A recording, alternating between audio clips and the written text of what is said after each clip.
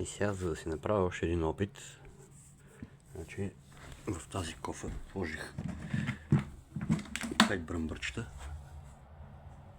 за да видим колко червичета ще излезнат от тях. Виждате бръмбърчетата. Ето тази кофа ще сложа червичета. Ще сложа... Колко червичета ще сложим? Чакай, че така се кофти. Не ми харесва.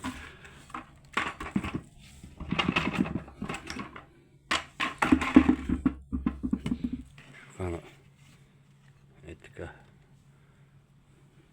1, 2, 3, 4, 5, 6, 7.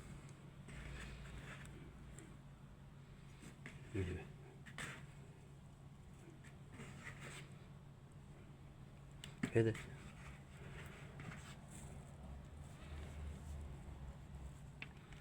8, 9, айде още един, ето го.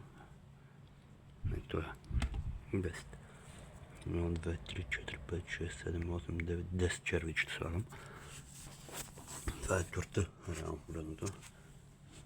Направя на прах. Това е било много хубава тора. На тия 10 червичета ще им сложим това. Няма какво да ядат.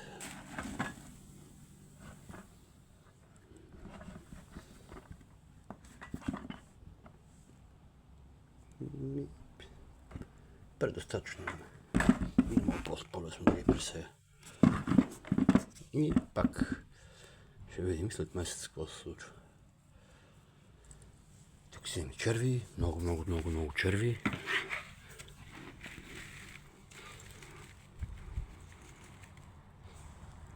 Хората почва да излизат и да падат един по един.